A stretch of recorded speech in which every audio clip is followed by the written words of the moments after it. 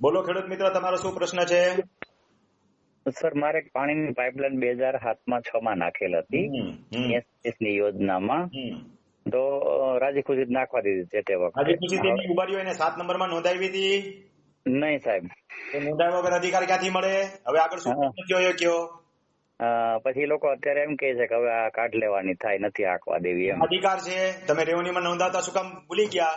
તમારે એફિડેવિટ કરવું જોઈએ. મારા ઓડિયા સાંભળો છો? ગ્રુપમાં છે મળતા નથી ને એટલે ફોન કર્યો હતો સાહેબ.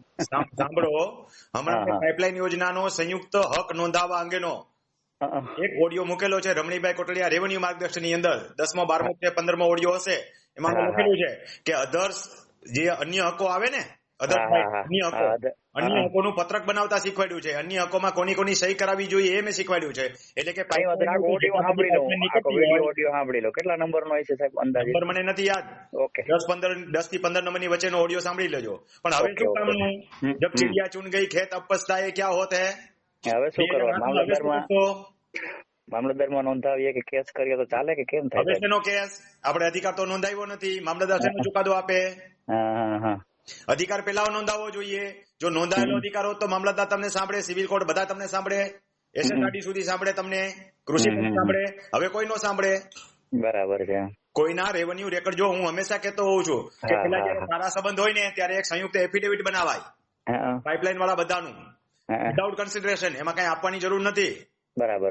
એક નીચે તમારે કન્સિડરેશન લેવું પડે. આમાં કોઈ કન્સિડરેશન લેવાની જરૂર નથી. તમે એક કોમન એગ્રીમેન્ટ બનાવો, 50 રૂપિયાના સ્ટેમ્પ પેપર પર ખાલી એને નોટરાઇઝ કરાવો. બરાબર. બધાના 7 નંબર જોડો. મામલતદાર સાહેબમાં એક અન્ય હકોમાં નોંધવાનું પત્રક હોતું નથી, લખવું પડે. એટલે મેં મારા ઓડિયોમાં બતાવ્યું છે કે આ પત્રકમાં કેવી રીતે લખવું એ અરજી કરો અને અરજી કરીને મામલતદાર સાહેબમાં આપો. 135 ડી નોટિસ બચશે. 30 દિવસની અંદર કોઈ વાંધો નહીં લે તો નોંધ પ્રમાણિત થઈ જશે અને એમાં જેટલાના સર્વે નંબર હશે બધામાં નોંધ પડી જાય. હા, બરાબર. હવે પછી એમાંથી કોઈ એક જણો વાંધો લે કે મારે પાઇપલાઇન નથી નાખવા દેવી તો ન હાલે. પાણીના નિકાસ ની છે, વ્યક્તિગત નહીં, નિકાસ ની છે. વરસાદી પાણીનો નિકાસ છે. હા, વરસાદી પાણી નિકાલ માટેની છે. હવે શું કરે છે? એ ભાંગી નાખે છે ભૂંગરાની કે મારે નુકસાન થાય ને આમ થાય તેમ થાય. નુકસાની તમારું પાણી એનામાં જાય છે ને? ના, એ નથી જતું, પણ એ ખેતરમાં એ ભાંગી નાખે બંધ કરી દે. મૂકી દો પાણી, રેડ પાણી મૂકી દો. કઈ ન કરીએ કે રેડ મૂકવું એટલે સમજાય ને ખેડૂત ની પરિભાષામાં. રેડ પાણી જવા દો એનામાં. ક્યાં ખીલી મારી મારી લે. હા, એટલે પછી શું છે 500 વીઘા તમારો ઇઝમેન્ટ રાઈટ છે. તમારા ઇઝમેન્ટ રાઈટ નો ભંગ થતો હોય આવું કોઈને હું શીખવાડતો નથી, પણ રેડ મૂકી દો. કઈ ન કરીએ કે પછી વાકો વાકો આવશે તમારી પાસે.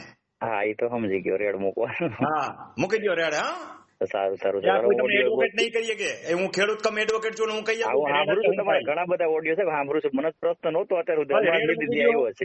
હરી કાઢતો ન આવે મને કહેજો આવતા ચોમાહે તમારી પાસેથી. ઓકે, એવું છે. તમને ક્યાંય કાંઈ નુકસાન નહીં થાય. કુદરતી પાણીના નિકાલ જે છે ઇઝમેન્ટ રાઈટ છે, કોઈનાથી અટકાવી ન શકાય. બરાબર. પાછળ આવે છે ને તમારું પાણી એનામાં જાય છે ને. હા, તો રેડ મૂકી દો. હા, ઓકે સર. આપણો હરી કાઢતો આવશે. પછી ભૂંગરા નહીં ભાંગે. એનો છોકરો ભૂંગરા ભાંગશે ને તો રિપેર કરશે. હા, ઓકે સર. ભલે એક તમને વાર્તા કરું, સાંભળી લ્યો. મારી બાજુમાં એક ભાઈ રહેવા આવ્યા. હા, બરાબર. હવે એનો છોકરો જરાક તોફાની હતો. 2 છોકરા હતા. એક બેટ નીકળે, એક બીજો પાણો ના કાકરો નાખે એટલે ધડ દઈને ના મારે. મારો બારીને કાચ ફોડ નાખ્યા. પાછો બીજે દી બીજા બારીને કાચ ફોડ નાખ્યા બીજા ભાઈ ના. ત્રીજે થી ત્રીજા ફોડ નાખ્યા. એટલે બધા ભેગા થઈને ગયા ઘરે. તમારો છોકરો છે ને કીધું થોડોક તોફાની લાગે છે કે આ થોડોક તોફાની છે કે. મેં કીધું તમારી બારીને કાચ ફોડ નાખ્યા કે ગાંડો છે બધી ખબર નથી પડતી. મેં કીધું તમારા ઘરમાં તો બધા કાચ બધા હાજા છે અને વાતચીત બધા હાજા છે, શોકેસ હાજા છે, કે એટલો બધો ગાંડો નથી કે ઘરમાં કાચ ફોડે. હા, થઈ જાય થોડો ગાંડો છે ને એમાંથી. હા, એટલો બધો ગાંડો નહીં રહે પછી. હા.